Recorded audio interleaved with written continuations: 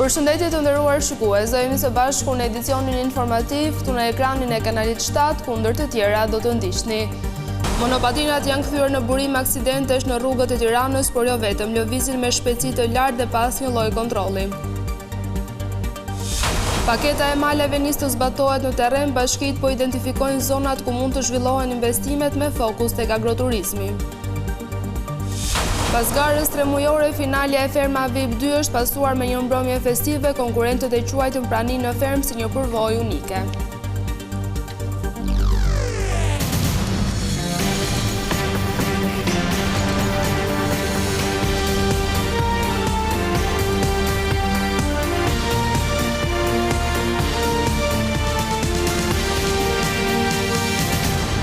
Një zjarri për masave të mëdha ka përfshirë mëngjesin e kësaj të dielës zonën rreth magazinave të bashkisë Lezhë, përgjatë superstradës Lezhë-Milot pranë kryqëzimit të Rilës. Flagët kanë përfshirë hapësirën ku prej kohësh depozitohen inerte dhe mbeturina të ndryshme ndërtimi. Forcat zjarrfikse shkuan menjëherë në terren dhe ndërhyn për izolimin dhe shuarjen e flagëve, ndërsa shtollungat e tymit të dendur janë përhapur në drejtim të zonës së banuar, si dhe mbi aksin kryesor rrugor. Kjo nuk është hera e parë që kjo zonë përfshihet nga flakët, ndërsa policia dyshon se kemi të bëjmë me një zjarrvënie të qëllimshme.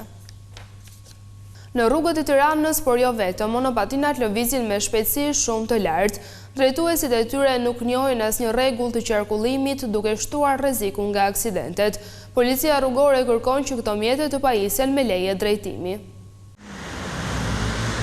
Të përdorur tashmë masivisht kryesisht nga të rinjt për të shmangur trafikun e Tiranës, monopatinat elektrike janë kthyer në një rrezik të madh sa i takon numrit të aksidenteve ku këto mjete janë të përfshira, sidomos gjatë këtij viti. Sipas policisë, në 7% të numrit total të ngjarjeve rrugore janë të përfshira biçikletat dhe monopatinat. Këta të fundit janë kthyer në një shqetësim serioz për rrugët e vendit, për shkak të shpejtësisë që arrin dhe mungesës së respektimit të kodit rrugor nga drejtuesit e tyre. Gjatë periudhës së këtij viti, kryesisht mjetet motocikletat dhe mjetet me pedal, pra hyn dhe bicikletat dhe patinat elektrike, janë përfshirë edhe 7% të aksidenteve. Ky vit po shënon një rritje të përfshirjes së këtyre mjeteve me pedal në aksidente rrugore. Kjo edhe për shkak të shtimit në numër të përdoruesve të këtyre lloj mjetesh. Janë mbi 600 masa të vendosura, por shkeljet e rregullan nga drejtuesit e këtyre mjeteve me pedal. Jo vetëm në qytet, por monopatinat po qarkullojnë dhe në rrugët interurbane, duke arritur shpejtësi të jetë lartë. Specialisti rrugores shprehet se këto mjete duhet të pajisen me leje drejtimi. Në rrugët interurbane është ndaluar në mënyrë të rreptë, pra nuk lejon ligjit që ata të qarkullojnë në rrugët interurbane. Por në zhargonin e përditshëm përdoret dhe fjala monopatina elektrike që futen dhe mjetet që ne i quajmë ato mjetet me motora elektrik. Pra kemi të bëjmë me motora elektrik. Dhe kalojnë dhe këtë shpejtësi që është limituar 25 km/h. Pra mund të jenë mbi 25, pra 30, 40, 50, por për të gjithë këtë kategori, kodi rrugor parashikon që ata duhet të pajisen me leje drejtimi. Edhe në spitalin e traumës, mjekët shprehen se kohët e fundit të shtuar ndjeshëm numri i rasteve të pacientëve të aksidentuar gjatë drejtimit të monopatinave, ku kanë patur fraktura të shumta dhe të rrezikshme. Nisma e qeverisë për të nxitur turizmin përmes paketës së maleve ka nisur të zbatohet. Bashkitë janë duke identifikuar zonat ku mund të kryhen investimet, duke patur në vëmendje agroturizmin. Të gjithë bashkitë në vend janë angazhuar për të përcaktuar zonat malore që do të zhvillohen për investime. Si pjesë e paketës së maleve, ligji i miratuar në parlament 2 muaj më parë i ka hapur rrugën njësive vendore të përcaktojnë ku do të fokusohen investimet. Ligji për paketën e maleve është miratuar nga ana e Parlamentit të Shqipërisë në muajin prill, nëse s'jam i gabuar, të këtij viti, dhe aktualisht të gjitha bashkitë kanë nisur punën në udhëheqjen e Ministrit të Shtetit për Pushtetin Vendor për përgatitjen e hartave të zonave me përparësi zhvillimin e ekonomisë malore që këto bashki do t'i kërkojnë Këshillit Ministrave për t'i miratuar me anë të një vendimi të Këshillit Ministrave. Nga paketa e maleve, qeveria pret një ofertë turistike dhe më të larmishme. Një pjesë e investimeve do të kenë formën agroturistike, një lloj investimi që ka gjetur zbatim në vitet e fundit gjithësisht në vendin tonë. Nga kjo paketë ne absolutisht që presim që oferta turistike e Shqipërisë të bëhet shumë herë më e shumëllojshme dhe të garantoj mundësinë që turistët që vizitojnë vendin tonë të qëndrojnë më gjatë në vendin tonë. Por ngërçi kësaj pakete është prona ku do të zhvillohet investimi dhe kush do të ketë të drejtë të aplikojë. Do të jenë të gjitha ata persona që kanë mundësinë të njihen nga ana e bashkisë së tyre si posedues faktik të asaj prone. Qoftë kjo me anë të dokumentave hipotekore të paregjistrueshme, si cilësohen pra dokumentat e shumë viteve më përpara dhe më radhë, qoftë kjo edhe me anë të mënyrave të tjera të identifikimit, siç mund të jenë dëshmitë gojore të banorëve të zonës dhe më radhë. Qeveria ka parashikuar që 500 aplikimet e para do të jenë pa taksa. Synohet që një pjesë e emigrantëve të kthehen në vend për të përfituar nga kjo nisëm. Qërpikët falës po gjejnë një përdorim shumë më të gjerë sidomos tek vajzat e reja, por mjekët thonë se materialet që aplikohen në qendrat estetike bëhen shkak për alergji dhe irritime të lëkurës, ndonjëherë me pasoja shumë të rënda. Të shumta janë vajzat dhe gratë që u drejtohen qendrave estetike për të vendosur qërpik artificial. Ky trend masiv ka rritur ndjeshëm infeksionet në sy, të cilat sipas mjekëve okulistë mund të rrezikojnë edhe shikimin. Ne hasemi me pacientë të tillë me probleme të shkaktuara nga qerpikët fals gjatë punës tonë përditshme, hasemi herë pas here, që të aplikohet një qerpik fals në radhë parë, shikuesit që na ndjekin duhet kuptojnë këtë, ajo duhet ngjitet me diçka aty. Pra aplikohet një ngjitës e cila e ngjit tek qerpikët aktual, tek qerpikët natyral, ngjit te pjesën shtesë të qerpikut fals. Dhe problemi kryesor fillon qysh te fakti që se çfarë lloj ngjitësi përdoret.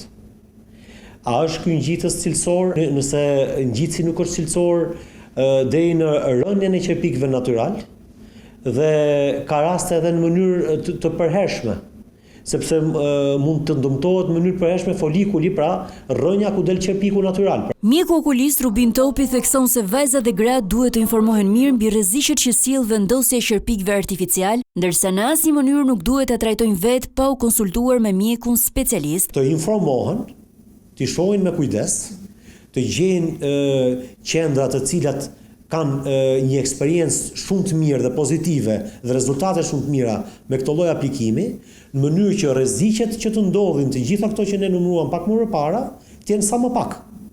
Në rastin e parë që shohin që diçka nuk shkon, patjetër mos të përpiqen ta trajtojnë vetë, apo të shkojnë direkt në farmaci, sepse me sy nuk bëhet shaka, pra ka rreziqe që janë të rëndësishme siç i përmendëm, dhe të paraqitet tek mjeku specialist. Nuk mungojnë as rastet e adoleshenteve të cilat në mënyrë të shpeshtë vendosin qerpik artificial, duke rritur kështu riskun e dëmtimit të syrit dhe qerpikëve natyral.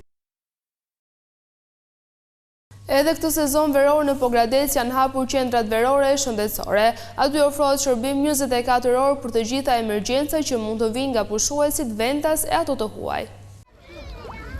Prej disa vitesh në qytetin e Pogradecit funksionojnë qendrat verore shëndetësore me shërbim 24 orë të dedikuara për të përmbushur nevojat emergjente të pushuesve gjatë sezonit turistik. Drejtoresha e njësisë vendore të shëndetit në Pogradec, Elona Katiraj, thekson se shifrat e vitit të kaluar dëshmojnë qartë për rëndësinë e këtyre qendrave. Zakonisht në këtë qendër vinë shumë turistë, tash po ashtu edhe pogradecarë të cilët kryen matjen e tensionit arterial, matjen e glicemisë, ata me sëmundje kardiovaskulare, pickime e të tjerë, alergji të stinës. Shërbimi ofrohet për gjatë gjithë vijës liqenore, nga lini deri në Tushemisht, me ekipe mjekësh dhe infermierësh të gatshëm për të ardhur në ndihmë pushuesve vendas dhe të huaj. Këto qendra ofrojnë shërbimin jo 24 orë, por me 2 turne. Stafi është i përkushtuar dhe atje për pjesën e turistëve, por dua të theksoj që pjesa më e madhe e turistëve në Shqipëri janë të pozicionuar pikërisht në qytetin e Pogradecit. Pogradeci, për shkak të klimës së tij të favorshme dhe bukurive natyrore, frekuentohet veçanërisht nga persona që kanë probleme shëndetësore, të cilët e vlerësojnë praninë e qendrave të tilla si një domosdoshmëri. Prej disa vitesh, turizmi mjekësor është një nga fushat që po lulëzon në Shqipëri, të huajt vlerësojnë cilësinë e punës dhe çmimet shumë të favorshme. Vitet e fundit Shqipëria nuk është më vetëm një destinacion turistik. Një tjetër sektor po pëson rritje duke tërhequr vëmendjen gjithnjë më shumë të vizitorëve nga e gjithë bota, turizmi mjekësor. Për pacientët e huaj, shpesh janë rezultatet konkrete të afërmve që i binin të udhtojnë drejt Shqipërisë për shërbime mjekësore. Kështu ndodhi edhe me Mauricion, 50 vjeç, nga Italia, i cili prej një jave ndodhet në Tiranë për të kryer një ndërhyrje dentare. Ho scelto l'Albania perché ho visto. Kam zgjedhur Shqipërinë sepse kam parë rezultatin e disa punëve të bëra nga të afërmit e mi dhe kanë mbetur shumë të kënaqur, edhe unë kam pasur mundësinë ta konstatoja. Dhe Shqipëria ka një avantazh në çmim, i cili është më i ulët se vendet e tjera. Vajzat e ish-bashkëshortja ime kanë ardhur këtu, kanë qëndruar disa ditë dhe shërbimi bashkë me çmimet në Shqipëri kanë qenë shumë të mira dhe ato kanë mbetur të kënaqur. Sipas ekspertëve, çmimet e lira dhe koha e shkurtër e realizimit të trajtimeve ka bërë që shumë të huaj të drejtohen vendit tonë për shërbime dentare dhe ato estetike. 5 vjeçarin e fundit, Shqipëria është kthyer në një destinacion, qoftë edhe turistik, por edhe kryesisht për shërbimin mjekësor dhe ato dentar. Mendoj që lidhet me disa faktorë, kryesisht me kohën e shkurtër të punimeve të cilët ata mund të përfundojnë në Shqipëri, gjithashtu lidhet edhe me çmimet në të cilat ne ofrojmë, si dhe me sigurinë dhe standardin e shërbimeve në të cilat ata mund të marrin tek ne. Shqipëria është bërë një vend shumë i preferuar nga pacientët e huaj për të kryer ndërhyrjet e kirurgjisë plastike dhe jo vetëm. Sepse në Shqipëri kostot janë shumë më të ulta, janë afërsisht rreth 50% më pak se ato mund të kryejnë në vendet afër nesh. Ofrohet një standard shumë i lartë i mjekësisë, ku do të thotë që dhe komplikacionet postoperatore janë shumë herë më të ulta dhe është një vend shumë afër me ta që mund të kenë akses në një kohë të shkurtër për turim i vogël dhe kjo duhet marrë parasysh duke qenë se ata do jenë të operuar dhe do të rikthehen sërish në vendin e tyre.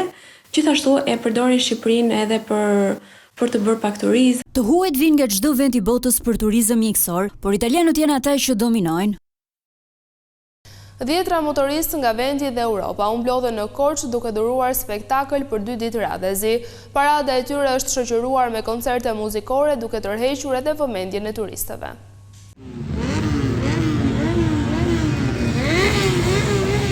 Zhurma karakteristike e motorëve të fuqishëm dhe tingujt e muzikës rock kanë pushtuar Korçën këtë fundjavë në edicionin e 5 të festivalit Motorrock.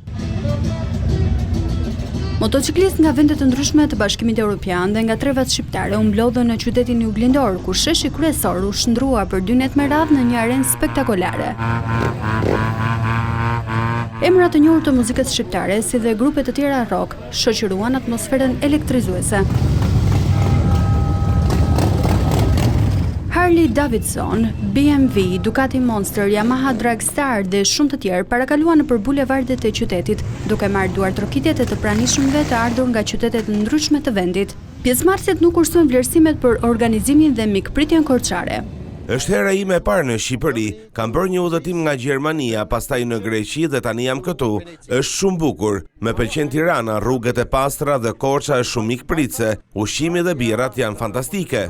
Jemi nga Kozani, kemi ardhur posaçërisht, hera e parë në Korçë, shumë bukur.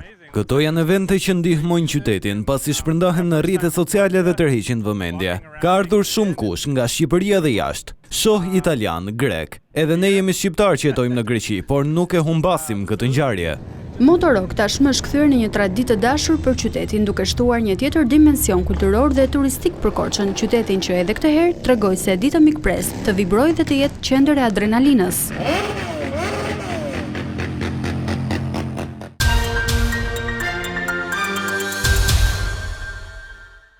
Finalja e madhe e Ferma VIP 2 është pasuar me një mbrëmje festive, ku morën pjesë të gjithë konkurrentët dhe stafi që organizoi spektaklin.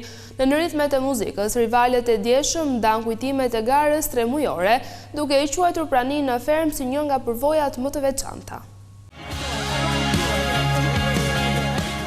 Pas një sezoni të gjatë dhe plot emocione, Ferma VIP 2 mbylli me sukses aventurën e saj në ekran duke shpallur fituesin dhe dhuruar një natë finale magjike për publikun shqiptar, por emocionet nuk përfunduan me mbylljen e spektaklit.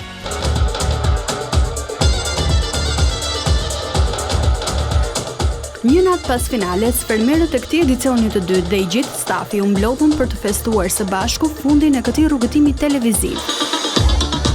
Festa u zhvillua në ambientet e fermës, ku nuk mungoi muzika, energjia pozitive dhe kujtimet e ndara mes konkurrentëve që për gati 3 muaj ndanë të njëjtën përvojë unike.